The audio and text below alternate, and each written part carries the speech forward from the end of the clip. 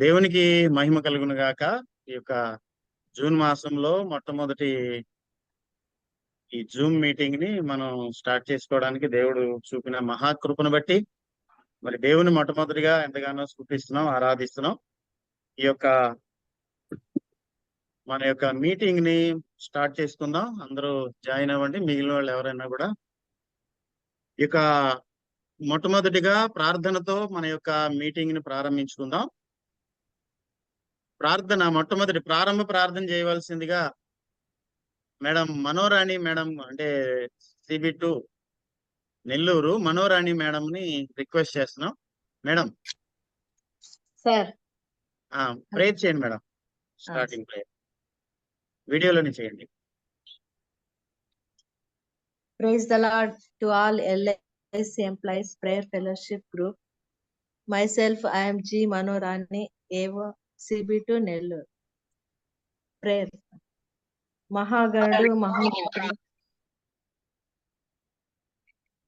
మహాగణుడు మహోన్నతుడు పరిశుద్ధుడు నిత్యుడవగు తండ్రి సమాధానకర్త మా సామర్థ్యము పునరుత్థానమైన యేసయ్య పరిశుద్ధ నామములో వందనాలు, స్తుతులు, స్తోత్రములు చెల్లించుకుంటున్నాము. ప్రభా, గడిచిన కాలం అంతయు ప్రభా నాయన మీ కృపలో భద్రపరిచి మమ్మల్ని అందరినీ క్షేమంగా ఇచ్చిన కాపుదలను బట్టి స్తోత్రములు. ఈ నెల అంతయు ప్రభా నెల్లూరు డివిజన్ కి ఇచ్చిన ఈ గాడ్స్ ప్రివిలేజ్ కొరకై మేము అందరము స్తోత్రములు చెల్లించుకుంటున్నాము. ఈ ఫెలోషిప్ లో మేమందరము మిమ్మల్ని స్తుతించుటకు, ఆరాధించుటకు, ఇంకా ఆత్మీయంగా బలపడుటకు మమ్మలను బలపరచమని మీరిచ్చిన ధన్యతకై వందనములు, స్తోత్రములు చెల్లిస్తున్నాను. ఈ ఫెలోషిప్ లో ఉన్న ప్రతి కుటుంబంను జ్ఞాపకం చేసుకోమని, వారి వారి అవసరతలు వారికి దయచేయమని వేడుకుంటున్నాము. దేవా, మా కొరకై దాచి ఉంచిన మేళ్లను మేము పొందుకొనులాగున మమ్మలను అర్హులనుగా చేయమని వేడుకుంటున్నాము. మేము చేసే ప్రతి పనిలోనూ ప్రతి ప్రదేశంలోనూ మాకు ఆలోచన చెప్పి నడిపించగల సమర్థుడవంతుడైన దేవుడవై ఉంటున్నందుకై స్తోత్రములు. ఇంకా రక్షణ పొందని LIC ఎంప్లాయీస్ ఎంతో మంది ప్రభా మీరే నిజమైన దేవుడని తెలుసుకొని ఈ గ్రూప్ లో జాయిన్ అవుటకు కృప చూపించమని వేడుకుంటున్నాం. దేవా, ఈ సెషన్ అంతటిలో మీ యొక్క ప్రజెన్స్ ని మేము పొందుకొనులాగున ఆఖరి ఈ మాసంలో ఆఖరి వారం వరకు మీ యొక్క కృపతో ప్రభానైనా మీ యొక్క మహిమ ఘనత ప్రభావములు మేము ప్రజెన్స్ ఫీల్ అవుటకు మీరే కృప చూపించమని యేసయ్య నామంలో వందనాలు, స్తుతులు, స్తోత్రములు చెల్లించుకుంటున్నాము. దేవా, ఆమేన్. ఆమేన్. Praise lord madam. మాకు ప్రార్థన చేసినటువంటి మేడం గారికి కూడా వందనాలు తెలియజేస్తున్నాము. ఇప్పుడు ప్రైజ్ అండ్ వర్షిప్ పాటలు కొంచెం ఎవరైనా రెడీగా ఉన్నవాళ్ళు ఫస్ట్ 2 పాటలు, తర్వాత బైబిల్ రీడింగ్, తర్వాత ఒక పాట కోసం సిద్ధపడాలని ప్రేమపూర్వకంగా మనవి చేస్తున్నాను. పాటలు కొంచెం పాడేవాళ్ళు దయచేసి ఎవరైనా ఒక ఇద్దరు 2 పాటలు పాడవలసిందిగా కోరుతున్నాను.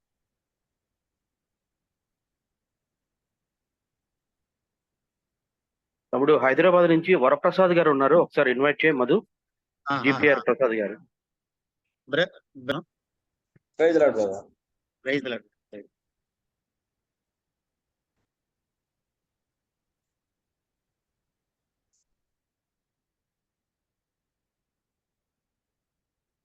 ఎంత కృపామయుడవు యేసయ్యా, ప్రేమ చూపి నన్ను కరుణించినవయ్యా. ఎంత కృపామయుడవు యేసయ్యా, ప్రేమ చూపి నన్ను కరుణించినవయ్యా.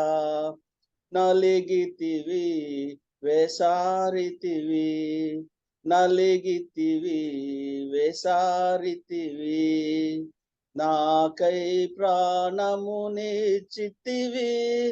నాకై ప్రాణమునిచ్చితివి. ఎంత కృపామయుడవు యేసయ్యా, ప్రేమ చూపి నన్ను కరుణించినవయ్యా. బండలాంటిది నాదు మొండి హృదయం, ఎండిపోయినా నాదు పాప జీవితం. బండలాంటిది నాదు మొండి హృదయం, ఎండిపోయిన నాదు పాప జీవితం మార్చినవు నీ స్వాస్థ్యముగా, మార్చినవు నీ స్వాస్థ్యముగా, ఇచ్చినవు మెత్తనైన కొత్త జీవితం, ఇచ్చినవు మెత్తనైన క్రొత్త జీవితం. ఎంత కృపామయుడవు యేసయ్యా, ప్రేమ చూపి నన్ను కరుణించినవయ్యా. కన్న తల్లి తండ్రి నన్ను మరచినను, ఈ లోకము నన్ను వెలివేసిన. కన్న తల్లి తండ్రి నన్ను మరచినను, ఈ లోకము నన్ను వెలివేసిన. విడువలేదు నన్ను మరువలేదు, విడువలేదు నన్ను మరువలేదు. ప్రేమతో పిలిచిన నాదుడవు, ప్రేమతో పిలిచిన నాదుడవు. ఎంత కృపామయుడవు యేసయ్యా, ప్రేమ చూపి నన్ను కరుణించినవయ్యా. ఎంత కృపామయుడవు యేసయ్యా, ప్రేమ చూపి నన్ను కరుణించినవయ్యా. నలిగితివి వేసారితివి, నలిగితివి వేసారితివి, నాకై ప్రాణమునే చితివి, నాకై ప్రాణమునే చితివి. Praise lord brother. Praise lord, praise lord. Thank you brother, thank you పాట పాడినందుకు. Really our god is very gracious. దేవుడు చాలా కృపామయుడు కనుక ఆయన మనల్ని కరుణించాడు. పాట ద్వారా దేవుణ్ణి ఆరాధించడానికి దేవుడు మనకి ఇచ్చిన ఈ అవకాశాన్ని బట్టి దేవుని స్తుతిస్తున్నాం. పాట పాడిన మీకు వందనాలు చెల్లిస్తున్నాం. మరొక పాట పాడవలసిందిగా మన సభ్యుల్ని మనవి చేస్తున్నాను. ఎవరైనా మధు నాగరాజు గారు ఉన్నారు మచిలీపట్నం నుంచి. నాగరాజు గారు, ఓకే సార్. నాగరాజు సార్, ఒక పాట పాడండి దయచేసి. సారీ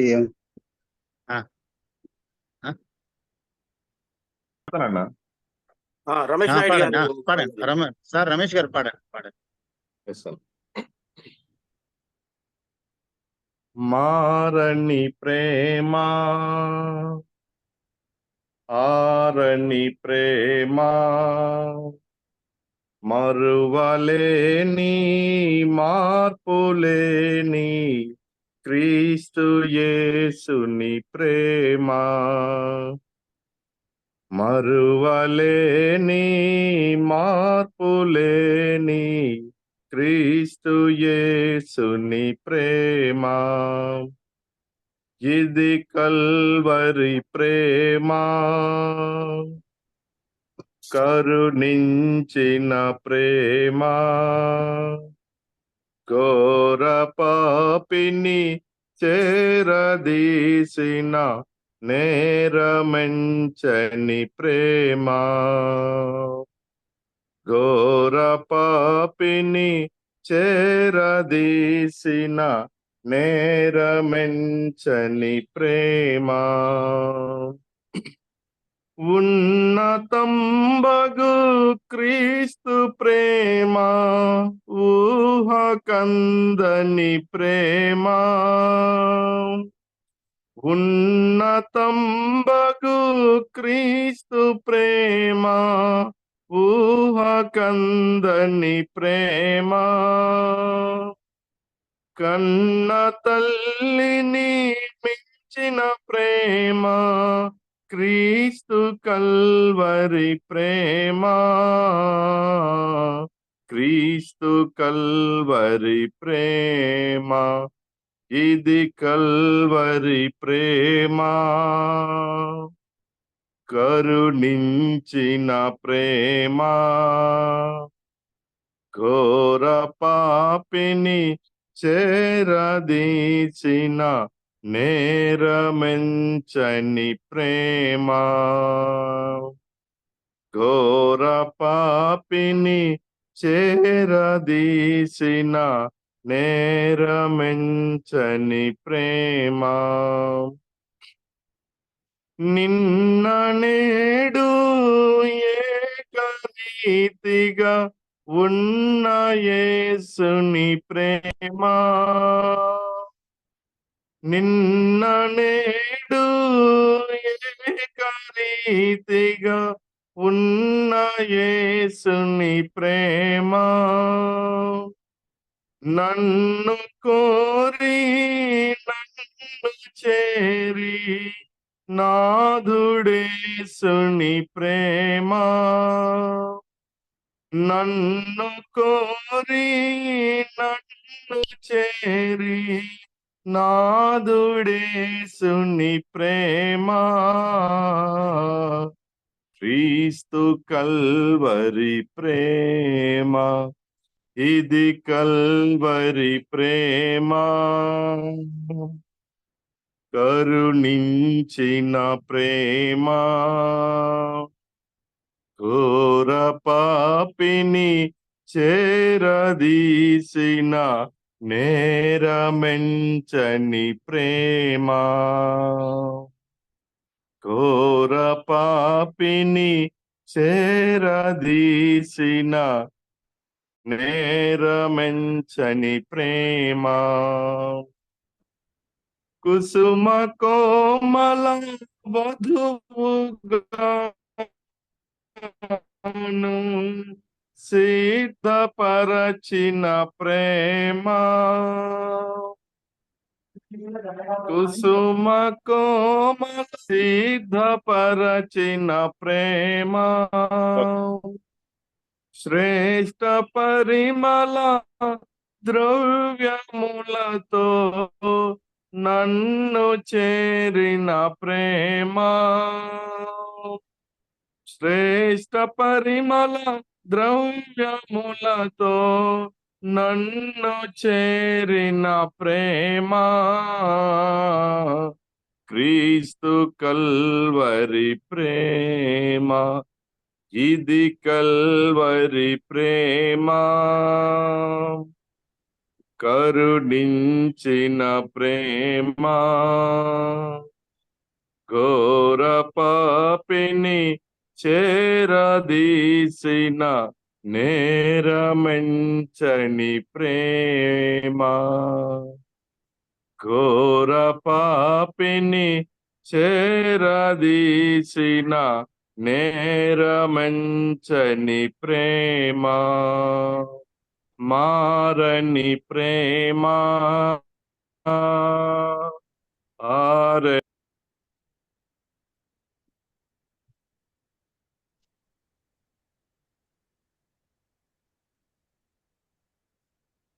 బ్రదర్ మ్యూట్ అయ్యారు రమేష్ గారు. మ్యూట్ అయ్యింది.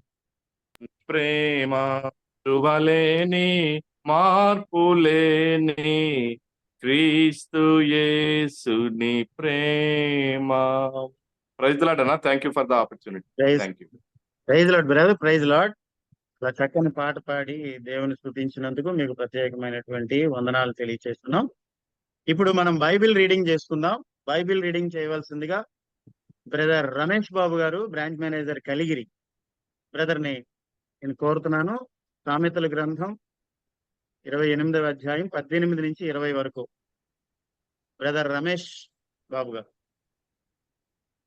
డియర్ బ్రదర్స్ అండ్ సిస్టర్స్, మీ అందరికి కూడా యేసుక్రీస్తు నామమున వందనాలు. నేను చీరాల బ్రాంచి బియ్యం నండి, కలిగిరి కాదు, చీరాల రీసెంట్ గా ఇక్కడ నుంచి ట్రాన్స్ఫర్ అయింది. మండే జాయిన్ అవుతున్నాను. రమేష్ ఛానల్ అన్నా వందాలన్నా, విక్టర్ అన్న.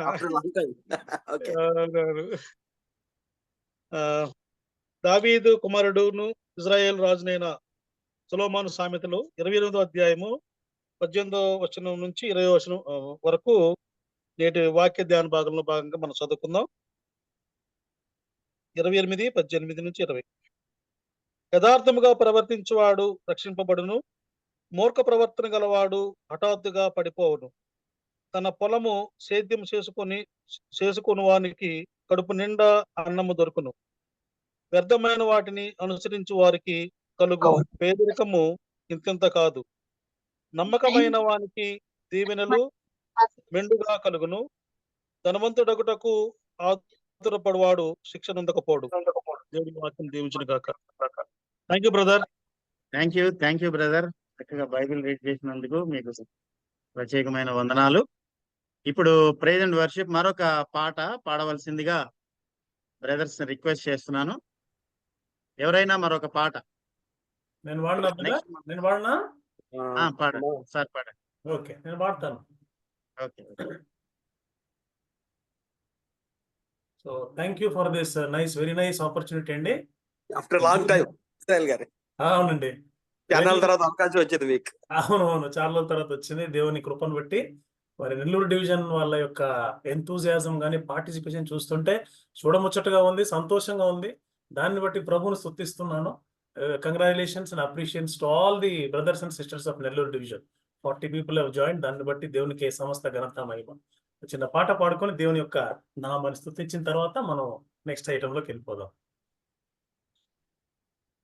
నీ వంటి వారు ఒక్కరును లేరు, నీవే అతి శ్రేష్ఠుడా. దూతగణములు నిత్యము కొలిచే నీవే పరిశుద్ధుడా. నిన్న నేడు మారని ఆరాధన స్తుతి ఆరాధన ఆరాధన స్తుతి ఆరాధన ఆరాధన స్తుతి ఆరాధన ఆరాధన స్తుతి ఆరాధన. అబ్రహాము ఇస్సాకును బలి ఇచ్చిన ఆరాధన, రాళ్లతో చంపబడిన స్టెఫెను వలె ఆరాధన. అబ్రహాము ఇస్సాకును బలి ఇచ్చిన ఆరాధన, రాళ్లతో చంపబడిన స్టెఫెను వలె ఆరాధన. ఆరాధన స్తుతి ఆరాధన ఆరాధన స్తుతి ఆరాధన ఆరాధన స్తుతి ఆరాధన ఆరాధన స్తుతి ఆరాధన. 10,000లోన అతి సుందరుడా నీకే ఆరాధన. ఇహపరములోన ఆకాంక్షణీయుడా నీకు సాటెవ్వరు. నిన్న నేడు మారని ఆరాధన స్తుతి ఆరాధన ఆరాధన స్తుతి ఆరాధన ఆరాధన స్తుతి ఆరాధన. దానియేలు సింహపు బోనులో చేసిన ఆరాధన, వీధిలో నాట్యమాడిన దావీదు ఆరాధన. దానియేలు సింహపు బోనులు చేసిన ఆరాధన, వీధులలో నాట్యమాడిన దావీదు ఆరాధన. ఆరాధన స్తుతి ఆరాధన ఆరాధన స్తుతి ఆరాధన. నీ వంటి వారు ఒక్కరును లేరు, నీవే అతి శ్రేష్ఠుడా. ఇహపరములోన ఆకాంక్షణీయుడా నీకే ఆరాధన. నిన్న నేడు మారని ఆరాధన స్తుతి ఆరాధన ఆరాధన స్తుతి ఆరాధన ఆరాధన స్తుతి ఆరాధన ఆరాధన స్తుతి ఆరాధన. ప్రైజ్ ది లార్డ్ అండి. Thank you. Praise the lord brother. చక్కని పాట పాడి ఆరాధనలోనికి నడిపించినటువంటి ఇజ్రాయెల్ బ్రదర్ కి ప్రత్యేకమైన వందనాలు. ఇప్పుడు మధు మనం ఒక చరణం ప్రాముఖ్యమైన పాడతాను. ఆ, ఆ, ఆ, ఒక చరణం పాడతాను. సరే సరే పడండి పడండి. అలాగే ఈ 4 సంవత్సరాల తర్వాత మొట్టమొదటిసారిగా మన ప్రార్థనా సహవాసానికి వచ్చిన శాంతయ్య గారు, రిటైర్డ్ ఆల్ ప్రొఫెసర్ గుంటూరు వారికి, జంగం నాగేంద్రరావు గారు, బ్రాంచ్ మేనేజర్ విజయవాడ వారికి ప్రత్యేకమైన ధన్యవాదాలు, స్వాగతం తెలియజేస్తున్నాను. ఒక చిన్న చరణం పాడి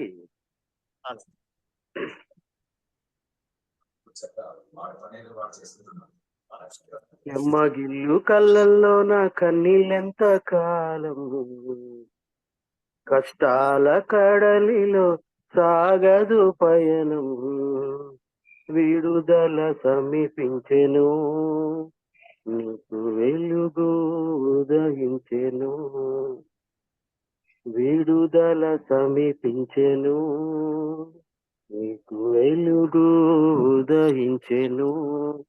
చెమ్మగిల్లు కళ్ళల్లో నా కన్నీళ్ళెంత కాలం, కష్టాల కడలిలో సాగదు పయనం, విడుదల సమీపించెను, నీకు వెలుగు ఉదయించెను. నీవు మోసిన నిందకు ప్రతిగా పూదండ ప్రభువు ఇచ్చునులే, నీవు పొందిన వేదనలన్నీ త్వరలో తీరిపోవునులే, నీ స్థితి చూసి నవ్విన వారే సిగ్గుపడే ఒక దినమొచ్చులే, విడుదల సమీపించెను, నీకు వెలుగు ఉదయించెను. చెమ్మగిల్లు కళ్ళల్లో నా కన్నీళ్ళెంత కాలం, కష్టాల కడలిలో సాగదు పయనం, విడుదల సమీపించెను, నీకు వెలుగు ఉదయించెను. Praise lord Madhu, thank you.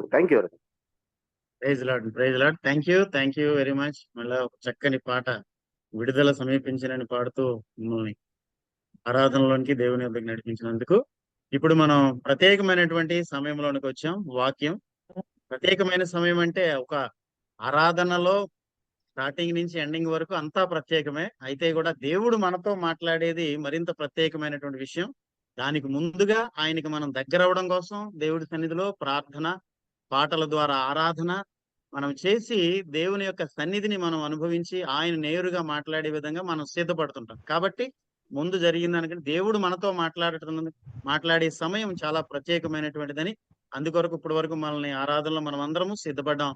మరి మనల్ని ఎవ్రీ మంత్ ఫస్ట్ వీక్ ఇంక మనకి ఇది ఫిక్స్ అన్నట్లుగా మన యొక్క బ్రదర్ ఆనంద్ పాల్ గారు మరి మనతో ఉండి మనల్ని ఎంతో బలపరుస్తూ మనల్ని దేవుని సన్నిధిలో వాక్యములో మనల్ని నడిపిస్తున్నందుకు ప్రత్యేకమైన వందనాలు. బ్రదర్ ఆనంద్ పాల్ గారిని ఇప్పుడు సమయాన్ని తీసుకోవాల్సిందిగా, వాక్యాన్ని అందించవలసిందిగా ప్రేమపూర్వకంగా మనవి చేస్తున్నాం.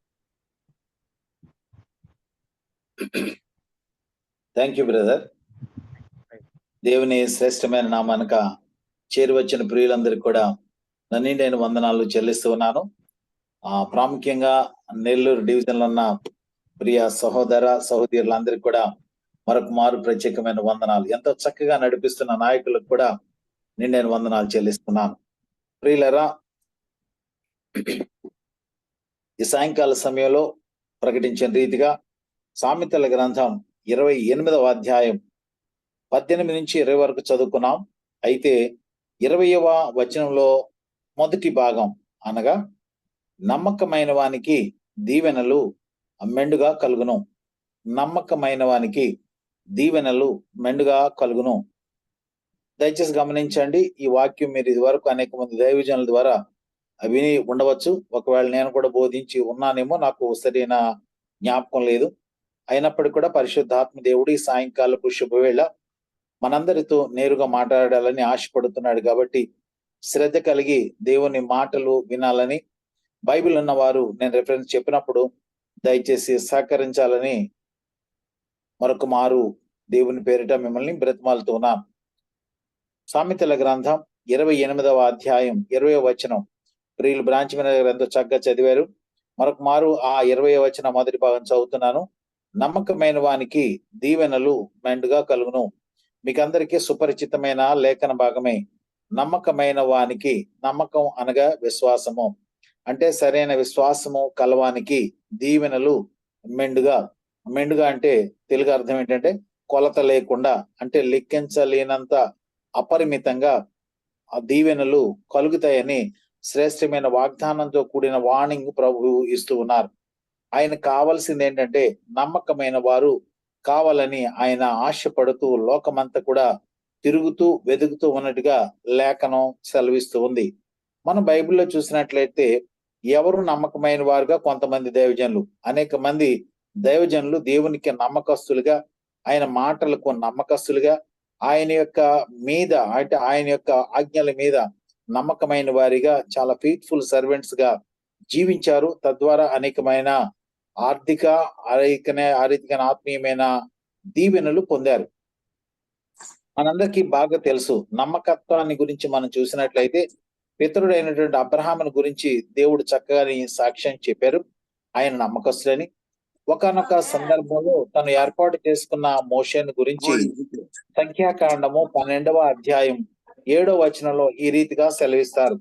సంఖ్యాకాండము 12వ అధ్యాయం 7వ వచనాన్ని చూస్తే లేఖనము ఈ రీతిగా ఉందండి. 12:7 నేను చదువుతున్నాను. అతడు నా ఇల్లంతటిలో నమ్మకమైన వాడు, అంటే ప్రభువు ఏర్పాటు చేసుకున్నటువంటి గృహ నిర్వాహకత్వంలో, లేదంటే తను పనిచేసేటటువంటి ప్రతి పరిస్థితిలో ప్రభువుకి ఎంతో నమ్మకమైన వాడిగా మోషే జీవించారు. తద్వారా ఎన్నో మేళ్లు మోషే ద్వారా ఈ లోకానికి దేవుడు అనుగ్రహించాడు. ఆయన ఆశీర్వదించబడటమే కాకుండా తదనంతరం యావత్తు ఇశ్రాయేలు జాతి ఆశీర్వదించబడటానికి గొప్ప నాయకుడయ్యారు మోషే గారు. అంతేకాకుండా వారి తర్వాత మనం చూసినట్లయితే దైవజనుడైనటువంటి దావీదును గురించి కూడా ఒకానొక సందర్భంలో రాజా ప్రసాదంలో ఉన్నటువంటి సైనికులు కానీ, అహిమెలెకు కానీ దావీదును గురించి మొదటి సమూయేలు గ్రంథం 22వ అధ్యాయం 14వ వచనంలో ఉంటుంది కదా. అక్కడ వారు అంటారు, రాజునకు అల్లుడయ్యుండి నమ్మకంగా ఉండటానికి దావీదు కంటే గొప్పవాడు ఎవరైనా ఉన్నాడా అని అంటారు. అంటే మొదటి సమూయేలు గ్రంథం 22వ అధ్యాయం 14వ వచనం మీరు చూసినట్లయితే అహిమెలెకు ఈ రీతిగా మాట్లాడుతున్నాడు. రాజునకు అల్లుడై నమ్మకస్తుడై ఆలోచనకర్తే నీ నగరిలో ఘనత వహించిన దావీదు వంటి వాడు నీ సేవకులందరిలో ఎవడున్నాడు, అంటే ఎవడు లేడు కదా అని చక్కని సాక్ష్యము తెలియజేస్తున్నాడు. ప్రియులారా, నేను ఇరువురు దైవజనుల గురించి చెప్పాను. అబ్రహామును గురించి పరిశుద్ధ గ్రంథమైన బైబిల్లో చాలా చక్కని మాట రాయబడి ఉంది. నెహెమ్యా ప్రవచన గ్రంథం మీరు చూసినట్లయితే నెహెమ్యా దైవజనుడు అబ్రహామును గురించి మాట్లాడుతూ నెహెమ్యా గ్రంథం 9వ అధ్యాయాన్ని మీరు చూస్తే అక్కడ 7-8 వచనాలలో ఈ రీతిగా రాయబడి ఉందండి. నెహెమ్యా గ్రంథం 9వ అధ్యాయం 7-8 మీరు చూసినట్లయితే బైబిల్ ఉన్నవారు ఒకసారి నాతో కలిసి ఈ యొక్క లేఖన భాగం చూసినట్లయితే ఆయన అబ్రహాము ఏర్పరచుకున్న కల్దీల ఊరను స్థలము నుంచి యువతలకు అతని రప్పించి అతనికి అబ్రహాం అని పేరు పెట్టిన వాడు నీవే. అతడు నమ్మకమైన మనసు గల వాడిని ఎరిగి కవానీయులు, హిత్తీయులు, అమోరీయులు, అదే కదా అవునయ్యారు. అతడు అతడు ఇటువంటి వాడిని ప్రభు సెలవిస్తారంటే నమ్మకమైన మనస్సు కలవాడు. చూడండి ఎంత గొప్ప. అక్కడ మోషేను గురించి అతడు నా ఇల్లంతటిలో నమ్మకస్తుడు అంటే, దావీదుని గురించి ఆయన యొక్క సన్నిహితులు ఇచ్చిన సాక్షి ఏంటంటే ఎందుకంటే నమ్మకస్తుడు ఎవడున్నాడంటే, ఇక్కడ సాక్షాత్తు దేవుడే నెహెమ్యా గ్రంథాలు అంటాడు కదా, ఆయన నమ్మకమైన మనస్సు కలిగిన వాడని ఎరిగి అబ్రామును ఆ దూర దేశం నుంచి పిలిచి వాగ్దాన దేశానికి నడిపించి అబ్రామును అబ్రహాముగా మార్చి ఆయన ఆశీర్వదించటమే కాకుండా ఈనాటి వరకు కూడా ఆయన యొక్క జనాంగము ఆశీర్వదించబడటానికి, అంటే ఎంతగా ఆశీర్వదించబడటానికి అంటే మన మూలవాక్యం ఏంటంటే నమ్మకమైన వానికి దీవెనలు మెండుగా కలుగును. నేను 3 దైవజనుల గురించి జ్ఞాపకం చేశాను. అయితే ఈ 3ని వివరించడానికి నాకు టైం సరిపోదు, కానీ ఒక దైవజనుడైనటువంటి అబ్రహామును గురించి కొన్ని మాటలు మనం నేర్చుకోవటానికి ఈ సాయంకాల సమయంలో మనం ప్రయత్నం చేద్దాం. మీకు దావీదుని గురించి బాగా తెలుసు. ఆ రీతిగానే మోషే గురించి కూడా చాలా బాగా తెలుసు. అబ్రహాం గురించి ఇంకా బాగా తెలుసు. పితరుడైనటువంటి అబ్రహాంని పిలిచిన దేవుడు ఏ రీతిగా ఆశీర్వదించాడో ఒక్కసారి పరిశుద్ధ లేఖనం ద్వారా మనం చూద్దాం. నా ప్రభువు ఏ రీతిగా ఆశపడుతున్నాడంటే, ఈ లోకంలో ఎవరైనా నమ్మకస్తులు దొరుకుతారా, ఎవరైనా నమ్మకస్తుడు ఉంటాడా, ఎవడైనా తన మాట విని మాట ప్రకారం జీవిస్తారా అని ఆశతో చూస్తూ ఉన్నాడు. ఆయన మాటల మీద నమ్మకం కలిగి ఉండాలి. ఆయన యందు నమ్మిక కలిగినటువంటి వ్యక్తులు ఎవరైనా ఉన్నారా అని ప్రభు ఆశతో చూస్తున్నాడు. అందుకనే అంటాడు కదా, దయచేసి బ్రదర్ ఎవరో కొంచెం మీరు ఆడియో మ్యూట్ చేసుకుంటారండి ప్లీజ్ బ్రదర్, ప్లీజ్. ఆయన దేవుడు బాధతో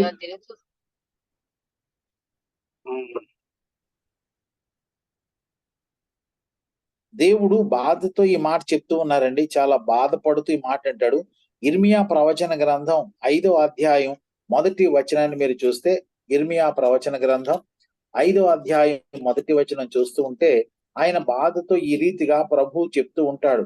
ఓ ప్రియ ఇశ్రాయేలు జనాంగమ నా మాట వినండి.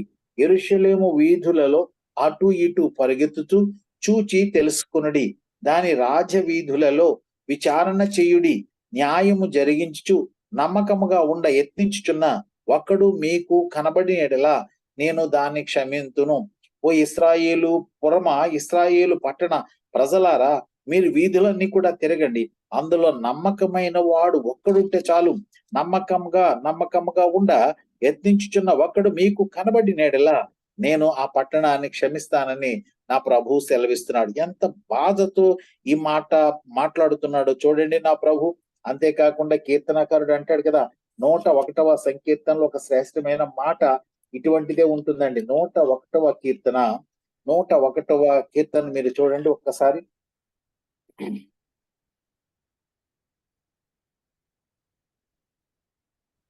101లో కూడా ప్రభు తన యొక్క బాధను వివరిస్తూ ఉంటాడు. అంటే నమ్మకస్తులైనటువంటి వారు కావాలని నా ప్రభు ఆశతో చూస్తూ ఉన్నారండి. 101 6వ వచనాన్ని చూస్తే, 6వ వచనం చూస్తే మనకి చదువుతాను బ్రదర్. నా యొద్ద నివసించినట్లు దేశములో నమ్మకస్తులైన వారిని నేను కనిపెట్టుచున్నాను. ప్రభు ఆశతో చూస్తూ ఉన్నాడండి. అక్కడ అంటాడు, ఓ యెరూషలేము పట్టణమా, నీలో ఒక్కడైనా నమ్మకస్తులుంటే నేను క్షమిస్తానని ఆ పట్టణాన్ని గురించి, పట్టణంలో ఉన్న ప్రజల గురించి అంటే ఇక్కడ అంటాడు కదా, నా యొద్ద నివసించినట్టు దేశంలో నమ్మకస్తులైన వారిని నేను కనిపెట్టుచున్నాను. ఎంత విచారకరమైనటువంటి పరిస్థితి. నా ప్రభు ఆశతో నిన్ను నన్ను చూసినప్పుడు మనలో నమ్మకత్వం ఉంటే ఆయన ఆశీర్వదిస్తామంటాడు. నమ్మకమైన వానికి దీవెనలు మెండుగా కలుగుతాయి. ప్రతి వారికి ఆశ అండి, ప్రతి వారికి నమ్మకస్తులుగా ఉండాలని ఆశ. కానీ ప్రభుకి నమ్మకస్తులుగా ఉండలేరు. తద్వారా ఆశీర్వాదాలు పొందలేకపోతారు. కారణం ఏంటంటే ప్రభు బాధపడుతున్నాడు మన గురించి. ఎంతగా బాధపడుతున్నాడో కీర్తనాకారుడు అంటాడు కదా. కీర్తనాకారుడు 12వ అధ్యాయంలో ఈ రీతిగా అంటాడండి. 12వ అధ్యాయం 1వ వచనాన్ని చూస్తే ఈ రీతిగా అంటాడు, యెహోవా నన్ను రక్షింపుము, భక్తి గల వారు లేకపోయిరి, విశ్వాసులు నరులలో ఉండకుండా గతించిపోయిరి. అంటే విశ్వాసులు అనగా నమ్మకస్తులు ఎవరు లేరు అంటే ఈ లోకంలో గతించిపోయారు అంటే చనిపోయారని కాదనండి. అంటే నమ్మకత్వము మనుషులలో కరువైపోయింది. అంటే నమ్మకత్వం కలిగిన వారు లేరని నా ప్రభు బాధతో ఆనాడే తన యొక్క కుమారుని ద్వారా, దావీదు ద్వారా ఈ లేఖనాన్ని రాయించాడు. కాబట్టి మనము నమ్మకంగా ఉన్నట్లయితే, మనము ఆయన మాటలు యందు నమ్మిక ఇచ్చినట్లయితే, మనము ఆయన యందు నమ్మకమైన వానిగా ఉన్నట్లయితే, ఆయన అంటాడు కదా, నమ్మకమైన వానికి దీవెనలు మెండుగా కలుగుతాయి. చూడండి అబ్రహాం ఎంతగా విశ్వసించాడు మీకు తెలుసు. విశ్వాసులకు తండ్రిగా ఉండిపోయాడు. ఆయన ఎంత గొప్ప విశ్వాసము అని అంటే, మీరు ఆదికాండ గ్రంథంలో చూస్తే ఆయన 75 ప్రాంతంలో ఆయన పిలిచారు ప్రభు. ఆయన పిలిచి అన్నాడు, అబ్రహామా నువ్వు విడిచిపెట్టిరా, అక్కడ నేను ఆశీర్వదిస్తానని. తన కుటుంబంతో బయలుదేరాడు, తన భార్యను తీసుకున్నాడు, తన బంధువులు తీసుకుని బయలుదేరాడు. కానీ ప్రభు ఆశీర్వదిస్తానన్నాడు తప్ప 25 సంవత్సరాలు గడిచినప్పుడు కూడా ఆయనకి ఏ విధమైన ఆశీర్వాదము లేకపోయింది. దగ్గరగా 15 సంవత్సరాల తర్వాత మళ్ళా ప్రభు వచ్చి అంటాడు, అబ్రహాముని నేను ఆశీర్వదిస్తానని. ఆయన అంటాడు, ప్రభు నువ్వు నన్ను ఆశీర్వదించి ప్రయోజనం ఏంటి? నాకు 90 కాదండి, క్షమించండి 99 సంవత్సరం వచ్చి ప్రశ్నించినప్పుడు నేను ఇస్తానయ్యా నీకంటే ప్రభు అబ్రహాం అంటాడు కదా, ఏం ఆశీర్వదించి ఉపయోగం ప్రభువా, నా ఆస్తంతా కూడా నా పెద్ద దాసుడు అయినటువంటి ఎలియాజర్దే కదా, నాకు ఏ విధమైన సంతానం లేదు. కానీ చాలా నిరాశతో పలికినప్పుడు ప్రభు అంటాడు కదా, వచ్చే మీదికి ఈనాటికి, వచ్చే సంవత్సరం ఈనాటికి ఖచ్చితంగా నీ గర్భాన్న లేదంటే శారా గర్భాన్న కుమారుడు పుడతాడు, తన ఒడిలో కుమారుడు ఉంటాడని వాగ్దానం చేస్తాడు. అప్పటికి అబ్రహాం వయసు 99, శారమ్మ వయసు 89. ఈ ఇంత ముసలి వారైనటువంటి అంటే ఏ విధమైనటువంటి ఆశకు అవకాశము లేనప్పుడు, ఎందుకంటే హోప్ అనేటటువంటిది జీరో అయిపోయిన తర్వాత నా ప్రభు ఈ ముసలి దంపతుల ద్వారా అద్భుత కార్యం చేయడానికి ఇష్టపడ్డాడు.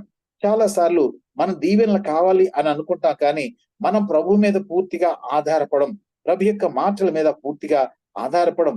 తద్వారా మనం ఏం చేస్తామంటే దేవుని యొక్క దీవెనలు మనం పొందలేకపోతూ ఉంటాం. కాబట్టి ఎంత విచారమైన బాధ, మనం ఆశపడుతుంటాం దీవెనలు కావాలని, కానీ దీవెనలు రావు. మనం ప్రార్థన చేస్తూ ఉంటాం, దీవెనలు రావు. ఎన్నో ఆశీర్వాదాల కొరకు ఆశతో చూస్తాం, దీవెనలు రావు. కారణం ఏంటి అంటే ఆయనపై ఆధారపడం. 99లో మరో కుమారుడు చెప్పారు ప్రభు, 100లో కుమారుని ఇచ్చారు. దగ్గరగా 20 సంవత్సరాలు, బైబిల్లో లేదు కానీ కొంతమంది వేదాంత పండితులు చెప్తారు కదా, 21 సంవత్సరం వయసు ఉన్నప్పుడు ఇసాకును తీసుకుని వెళ్ళి ఆయన బేర్షెబాలో నివసిస్తూ ఉన్నారు. ఆ సమయంలో బేర్షెబా నుంచి ఆయన చెప్పారు ప్రభు, నేను మొరయా పర్వతం దగ్గరికి వెళ్ళు, అక్కడ నేను చూపించే స్థలంలో ఈ బిడ్డను నువ్వు బలిమ్మని చెప్పారు. ఎంత బాధ అండి. మనం ఒకవేళ ఇవ్వగలమా?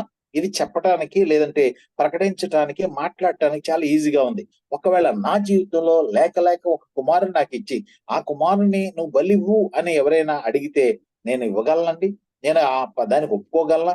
లేక ఏదైనా మీకు ఒక వస్తువు వచ్చింది, లేక మీకు ఏదైనా మీ కోరిక నెరవేరింది, ఆ కోరికను ప్రభు త్యజించమని అన్నారని అనుకోండి, మీరు ఇష్టపడతారా? ఇష్టపడరు కదా. దేవుడు నన్ను విడిచిపెడతారు, కానీ ఆ దేవుడు ఇచ్చిన ఆశీర్వాదాన్ని విడిచిపెట్టం. కానీ నా ప్రభువు మీద అబ్రహాం ఎంతగా ఆధారపడ్డాడు, ఆయన మాటల మీద ఎంతగా నమ్మాడు అని అంటే 99 అంటే నిండు వృద్ధాప్యంలో ఉన్నటువంటి 100 వయసు వానికి కుమారుని ఇచ్చిన దేవుడు 120లో ఇంక మళ్ళా కుమారుని ఎవడా అంటే సంతానం ఎవడా? నా ప్రభు ఇవ్వమన్నాడు, చెప్పిన మాట వినాలంతే. అది ఏమైనా కానీ, అది కష్టమైనా, నష్టమైనా, బాధ అయినా, ఎంతటి పరిస్థితి అయినప్పుడు కూడా ప్రభువు మీద మనం ఆధారపడగలిగితే అబ్రహాము జీవితంలో చేసిన ఆశ్చర్యకరం మన జీవితంలో చేశారు. చూడండి ఎంత బాధాకరమైన. అబ్రహాము ట్రైల్ గుండా వెళుతున్నాడంటే ఆ పర్వతం దగ్గరికి దాసులు తీసుకుని, గాడిదల మీద కట్టెలు తీసుకుని, అనగా ఆ యొక్క వుడ్ అంతా తీసుకుని పర్వతం దగ్గరికి వెళ్ళారు. పర్వతం దగ్గరికి వెళ్ళిన తర్వాత మొరయా పర్వత ప్రారంభ స్థలంలోనే ఆ యొక్క సేవకుల్ని, ఆ గాడిదలను విడిచిపెట్టి కుమారుని తీసుకున్నాడు. కట్టెలన్నీ కూడా ఆ కుమారుని భుజాలపై పెట్టాడు. నిప్పు అంటే అగ్ని తీసుకున్నాడు, కత్తి తీసుకున్నాడు, కట్టెలు తీసుకున్నాడు, కుమారుని తీసుకుని పైకి వెళుతూ ఉన్నాడు.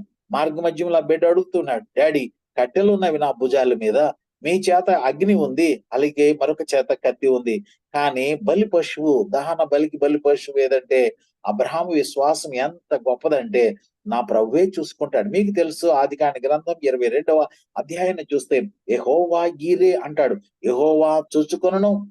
మీకు తెలుసు ఆ కథ అంతా కూడా చాలా బాగా తెలుసు. ఆ యొక్క జరిగిన సంఘటన అంతా మీకు చక్కగా తెలుసు. ఆయన్ని చక్కగా కట్టెలను పేర్చారు, దానిపై ఆయన్ని బంధించి దాని మీద పొరండబెట్టాడు. ఆ బిడ్డని మా కంఠం కోయటానికి చెయ్యి వెత్తిన వెంటనే, కత్తి తీసిపోయి చెయ్యి వెత్తిన వెంటనే ఆ దేవుడు ఆపిన సంఘటన మీకు బాగా తెలుసు. అంటే తన మనస్సులు ఏం నిర్ణయించుకున్నాడంటే బలి వల్లనే నిర్ణయించుకున్నాడు. హెబ్రీ గ్రంథకర్త అంటాడు కదా, బలి ఇచ్చారు అని అంటాడు, కానీ నిజానికి దేవుడు మానవ లేదా నర బలిని కోరేవాడు కానీ కాదండి. కానీ నీ హృదయ తలంపులో, నీ హృదయ విశ్వాసంలో, నీ హృదయంలో నువ్వు తీసుకున్న డెసిషన్ ఏ రీతిగా ఉంది అంటే నీ ప్రభువుపై నువ్వు ఏ ప్రభువునైతే దేవుడుగా నమ్ముతున్నావో, ఏ ప్రభువునైతే నువ్వు ఆరాధిస్తున్నావో, ఏ ప్రభువునైతే నువ్వు దేవుడుగా కొలుస్తున్నావో అట్టి వ్యక్తి మీద లేదా అట్టి ప్రభువు మీద నువ్వు పూర్తిగా ఆధారపడుతున్నావా లేదా నా ప్రభు పరీక్షిస్తాడు. చూడండి, ఆయన బలిని కోరే దేవుడా కాదే కదా. బైబిల్లో ఎక్కడ కూడా నరబలి ఇచ్చినట్టుగా లేదండి. దేవుడు నరబలిని కోరేవాడు కాదు. కారణం ఏంటంటే నన్ను కూడా తన అరచేతుల మీద చెక్కుకున్నాడండి. కాబట్టి నా ప్రభు నీ ప్రాణాన్ని తీయడు. నీకు ఆయన ఇష్టపూర్వకంగా నీకు కీడును కలిగించడు. ఎందుకంటే నిన్ను ఆశీర్వదించాలని, ఆ తద్వారాన్ని అనేక మందికి నువ్వు ఆశీర్వాదంగా ఉండాలని నా ప్రభు ఆశపడుతున్నాడు. అయితే నీలో ఏం కావాలని కోరుకుంటాడంటే, నాలో ఏం కావాలని కోరుకున్నా అంటే నమ్మకత్వాన్ని ఆయన కోరుకున్నాడు. అందుకని అంటారు కదా, నమ్మకమైన వానికి దీవెనలు మెండుగా కలుగును. మరొక వ్యక్తిని కూడా నేను జ్ఞాపకం చేస్తానని, యెఫ్తా అనేటటువంటి దైవజనుడు న్యాయాధిపతుల గ్రంథంలో ఉన్నాడండి. ఎన్నిక లేని కుటుంబంలో వచ్చాడు.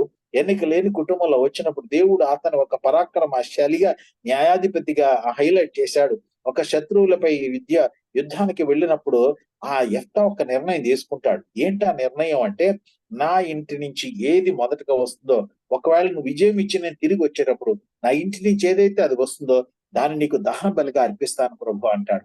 ఎందుకంటే శత్రువు యొక్క బాధ లేదా శత్రువు పెట్టే బాధ ద్వారా విసిగిపోయినటువంటి ఆ ప్రజలు ఆ యొక్క దైవజన్య మాటకి విన్నారు. అంతేకాకుండా సంతోషంతో ప్రభు యొక్క శక్తి ద్వారా ఆ యొక్క విజయాన్ని పొందారు. ఆనందంతో తిరిగి వస్తూ ఉన్నారు. ఆనందంతో తిరిగి వస్తూ ఉంటే ఆ ఇంటి నుంచి ఏమొచ్చిందో మీకు బాగా తెలుసు. తన కుమార్తె ఆనందంతో తండ్రిని కౌగిలించుకుంటుంది. ఏమనంటే, ఆ దేవుడు గొప్ప కార్యం చేశాడు, మాటిచ్చిన దేవుడు గొప్ప కార్యం చేశాడు, శత్రువుపై మనకు విజయం ఇచ్చాడని డాడీ అని హ్యాపీగా ఆనందంగా ఎదురొస్తుంటే ఆ తండ్రి హృదయం ఏంటంటే తల్లడిల్లిపోయింది. అమ్మ, నువ్వు నన్ను బాధ పెట్టావు. ఎందుకు డాడీ బాధ పెట్టావు? ఎందుకంటే నేను దేవునికి మాట ఇచ్చాను. ఏంటి డాడీ మాట?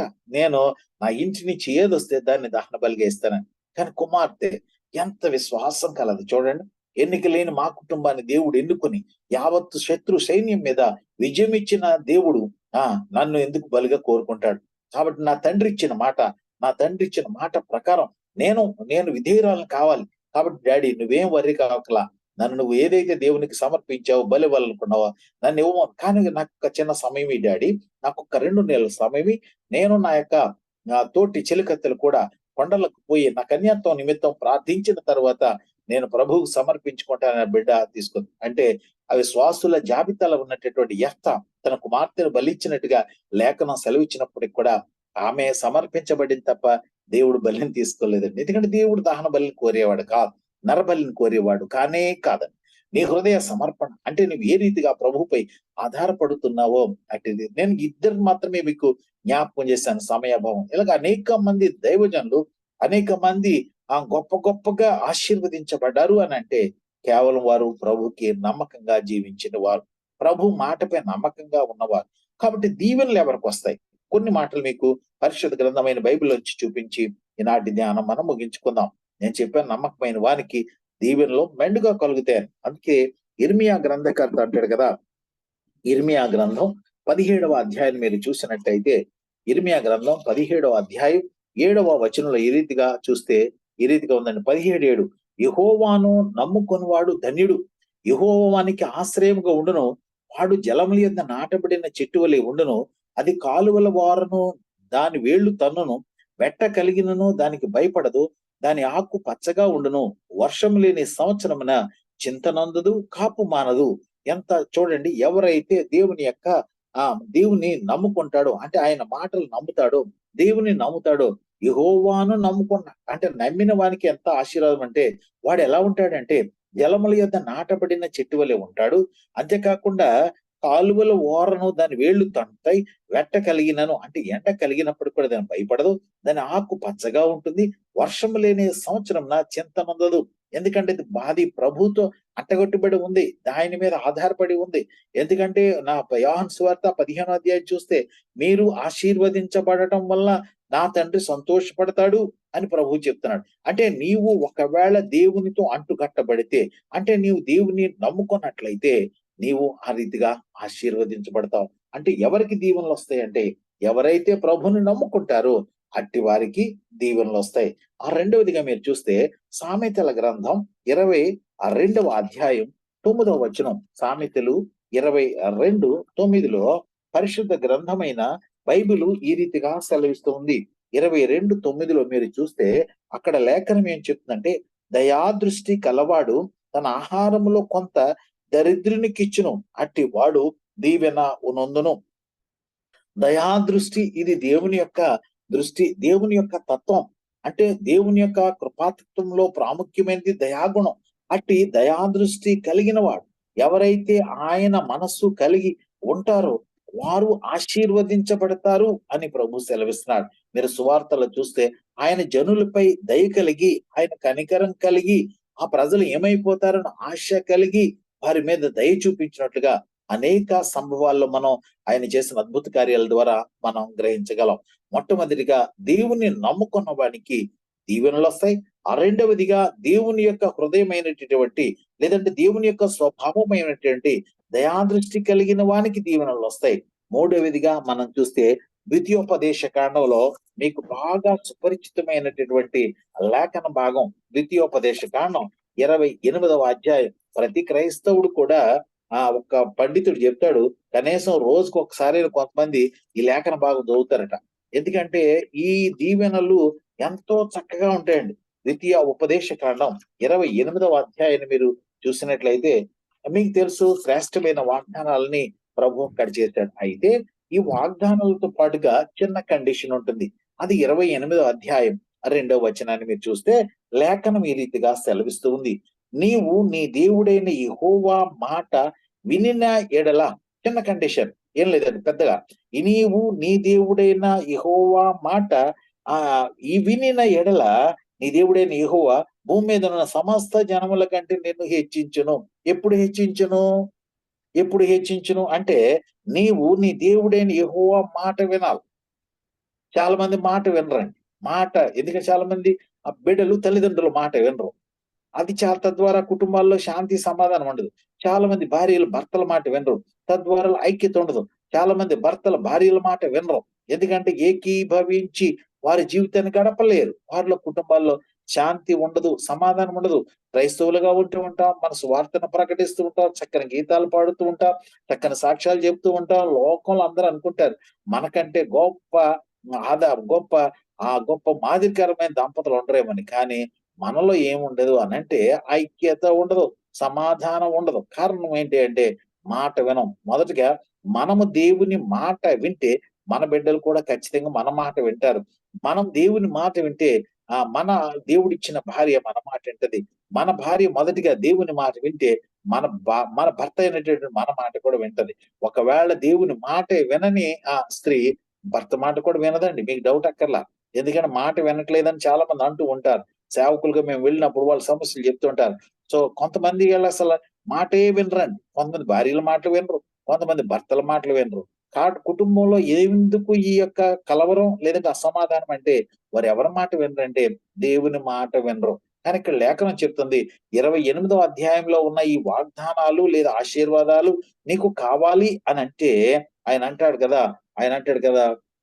కదా నువ్వేం చేయాలి అని అంటే దేవుని మాట వినాలి అని ఆయన సెలవిస్తూ ఉన్నాడు. మొట్టమొదటిగా దేవుని నమ్ముకున్న వాడికి దీవెనలు మెండుగా వస్తాయి. రెండవదిగా దయాదృష్టి కలిగిన వానికి దీవెనలు మెండుగా వస్తాయి. మూడవదిగా దేవుని మాట విన్నవానికి దీవెనలు మెండుగా వస్తాయి. నాలుగవదిగా మీరు చూసినట్లయితే ఆదికాండ గ్రంథం 32లో మీరు చూస్తే అక్కడ యాకోబు యొక్క ఆశీర్వాదం మనం చూడగలం. ఎబోకు రేవు దగ్గర తన అన్న దగ్గరికి తిరిగి వస్తూ ఉండగా ఎబోకు రేవు దగ్గర ఆగిపోతాడు. ఎందుకు ఆగిపోతాడు అని అంటే తన అన్న 300 మంది పరివారాన్ని తీసుకుని తను ఎదుర్కొంటాక వస్తున్నాడని కలవరం తాగిపోతాడు. ఆ రాత్రి దేవుని దగ్గర అడుగుతాడు, అయ్యా నువ్వు చెప్పావు, వెళ్ళాను, కర్రతో వెళ్ళాను, ఇప్పుడు నాకు భార్యలనిచ్చావు, మందలనిచ్చావు, ఎంతో సంపాదనిచ్చావు, కానీ నేను తిరిగి వస్తూ ఉన్నాను. ఎక్కడికి వస్తున్నాను? నీవు చెప్పినట్లుగా నేను తిరిగి నా అన్న దగ్గరికి లేదా నా స్వస్థలానికి వస్తూ ఉన్నాను. కానీ మా అన్న ఏం చేస్తున్నాడు అంటే నన్ను చంపడానికి వస్తూ ఉన్నాడు. 300 మందిని కంగారు పడ్డాడు. భార్యల్ని, బిడ్డల్ని, మందల్ని, అన్ని దాసీలన్నీ కూడా గుంపులుగా చేసి పంపించే ఒక్కడు రాత్రి ఎబ్బొక్కు రేవు దగ్గర మిగిలిపోయి దేవునితో ప్రార్థన చేయటం మొదలు పెట్టాడు. ఒంటరి ప్రార్థన, విజయాన్నిచ్చే ప్రార్థన, పట్టుదల కలిగిన ప్రార్థన. ఎంతవరకు ప్రార్థన చేశాడు అంటే, దేవా until unless you bless me, నీవు నన్ను ఆశీర్వదించితే తప్ప నేను నిన్ను పోనీయనని. ఏమి యాకోబు, నీకేమి ఆశీర్వాదం కావాలి? ఎన్నో ఆశీర్వాదాలు ఇచ్చాను కదా, భార్యలను ఇచ్చాను, దాసీలను ఇచ్చాను, భర్త పశు సంపదనిచ్చాను, చాలా సమృద్ధి అయినటువంటి ధనాన్ని నీకు అనుగ్రహించాను కదా, ఇంకా ఆశీర్వాదం ఏం కావాలంటే పరలోక ఆశీర్వాదం కావాలి. ఒకవేళ అన్నతో ఇప్పుడు చంపబడితే నేరుగా పోయేది నేను నరకమే, కాబట్టి నాకు ఆశీర్వాదం కావాలి. కాబట్టి మీకు అందరికి తెలుసు, ఆ రాత్రి దేవునితో పెనుగులాడి పట్టుదలతో ప్రార్థించి యాకోబు ఇశ్రాయేలుగా మార్చబడి ఈనాటికి కూడా ప్రపంచాన్ని శాసించే స్థితికి ఆ జనాంగం ఉందంటే అది ఎవరి ద్వారా వచ్చిన ఆశీర్వాదం అంటే యాకోబు ద్వారా వచ్చిన ఆశీర్వాదం.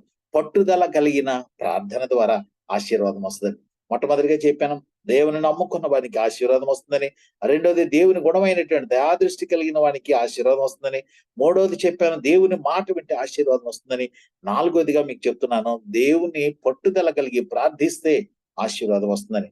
ఆ చివరి మాట మీకు బాధాకరమైన మాట అయినప్పటికీ కూడా చెప్పక తప్పదు. మలాకి గ్రంథంలో 3వ అధ్యాయం 10వ వచనం అంటాడు కదా, నా మందిరంలో ఆహారం ఉండునట్లు 10వ భాగాన్ని నా యొక్క ఆలయానికి లేదా నా సన్నిధికి తెమ్మని ప్రభు ఆజ్ఞాపిస్తూ ఉన్నాడు. ఇది ఆజ్ఞ. మీరు అనుకోవచ్చు, సేవకుడు కాబట్టి ఈ మాట చెప్తూ ఉన్నాడు. ప్రతి పాస్టర్ కూడా ఆఖరి ఈ మాట చెప్తారు, ఎందుకంటే వాళ్ళకి డబ్బులు కావాలని. నేను ఏదో స్వలాభాన్ని ఆశించి ఈ మాట చెప్పట్లేదు, కానీ మీకు ఆశీర్వాదం కావాలి అని. నేను కొంతకాలం నేను నమ్మకంగా లేని కారణాన, నేను ఈ విషయంలో నేను దొంగగా ఉన్న కారణాన ఎన్నో ఆశీర్వాదాలు పోగొట్టుకున్నాను. కాబట్టి అట్టి పరిస్థితి మీకు రాకూడదని మీ ఆశీర్వాదాన్ని కోరి నేను ఈ మాట సెలవిస్తూ ఉన్నాను. ప్రియులరా, 10వ భాగము దేవుని సొమ్ము. దాని మీద మనకి ఏ విధమైనటువంటి అర్హత, రైట్ లేదు. ఎన్నో శాలరీస్, మనకి చక్కని జీతాలు దేవుడు ప్రవహిస్తూ ఉన్నాడు. మరి ఇచ్చిన దానిలో ఆయన భాగం ఆయనకి ఇవ్వాలి. కానుక ఇవ్వటం కాదండి నా ప్రభు చెప్పేది. కానుకను ఇస్తావా ఇవ్వకపోతావా అనేది నీ వ్యక్తిగత ఆలోచన, నీ యొక్క తీర్మానం. కానీ 10వ భాగాన్ని నీ యొక్క తీర్మానాన్ని బట్టి కాదు, అది ఆయనది, ఆయనకి చెల్లించాలి. నీ పరిస్థితులు ఏమైనప్పటికీ కూడా, ఏ స్థితిలో నీ ఉన్నప్పటికీ కూడా, ప్రతి పరిస్థితిని ఎరిగిన దేవుడు. ఆయన అంటాడు కదా, ఆయన మందిరములో, ఆయన సన్నిధిలో ఉండాలి. అది ఆ 10వ భాగం, నీ యొక్క భాగం, దేవుడు నీకు ఇచ్చిన సంపాదనలో 10వ భాగం ఎక్కడ ఉండాలంటే ఆయన సన్నిధిలో ఉండాలి. నీకు నచ్చిన వారికి ఇచ్చేది కాదండి 10వ భాగం. నీకు నచ్చిన పాస్టర్కి ఇచ్చేది కాదండి. ఎక్కడ నువ్వు ఆత్మీయంగా ఆహారం ద్వారా పెంచబడుతున్నావో, ఎక్కడ జీవాహారాన్ని నువ్వు నిత్యము భుజిస్తూ ఉన్నావో, ఏ సంఘంలో నువ్వు సభ్యునిగా ఉన్నావో ఆ సంఘానికి ఆ 10వ వంతు తీసుకెళ్లి ఇవ్వాలని. నేను చాలా సార్లు బుద్ధిహీనతతో నాకు నచ్చిన పాస్టర్కి ఇచ్చేవాడిని. ఏ టీవీ ప్రోగ్రామ్ నా పేరు పైన వేస్తారో, ఈ ఆఖరి నా పేరు ఏ ఛానల్లో వస్తో చూసుకుని నాకు వచ్చిన టైతంతా కూడా నేను వాళ్ళకి పంపిస్తూ ఉండేవాడిని. తద్వారా ఆశీర్వాదాలు నేను పోగొట్టుకున్నాను. కారణం ఏంటంటే ఆయన సొమ్ముని నేను పెత్తనం చేయటం మొదలు పెట్టాను. నేను దొంగగా మారిపోయాను. నాకు ఇష్టమైన వ్యక్తికి ఇచ్చేది కానుకండి. టైత్ మీద నాకు రైట్ లేదు. కాబట్టి మనం ఆయనకి ఆ యొక్క టైత్ ని నమ్మకంగా అర్పించాలి. ప్రియులైన 5 కారణాలను మీకు జ్ఞాపకం చేశాను. ఇంకా వివరించగలను, కానీ సమయాభావం వల్ల ఇక్కడితో వాక్యాన్ని ఆపుతున్నాను. నమ్మకమైన వానికి దీవెనలు మెండుగా కలుగుతాయి. ఎవరెవరి గురించి చెప్పాను నేను? మొట్టమొదట దేవుని నమ్ముకున్న వానికి దీవెనలు కలుగుతాయి. రెండవదిగా దయాదృష్టి కలిగిన వానికి దీవెనలు మెండుగా కలుగుతాయి. మూడవదిగా మాట విన్నవానికి దీవెనలు మెండుగా కలుగుతాయి. నాలుగవదిగా పట్టుదల ప్రార్థన కలిగిన వారికి దీవెనలు మెండుగా కలుగుతాయి. ఐదవదిగా 10వ భాగం అర్పించిన వానికి దీవెనలు మెండుగా కలుగుతాయి. కాబట్టి అబ్రహామును ఆశీర్వదించిన దేవుడు, యాకోబును ఆశీర్వదించిన దేవుడు, యెఫ్తాను ఆశీర్వదించిన దేవుడు నిన్ను నన్ను కూడా ఆశీర్వదించడానికి ఇష్టపడుతున్నాడు. ఇప్పుడు అంటే ఈ రీతిగా ఆయన మాట విని ఆయన యందు విశ్వాసం ఉంచి మనం ముందుకు వెళ్ళినట్లయితే దేవుని ద్వారా ఆశీర్వాదాలు మనం పొందగలం. అచ్చి కృప ప్రియ ప్రభు మనందరికీ దయచేయును గాక. ఆమేన్. వందనాలండి అందరికీ. రైతులు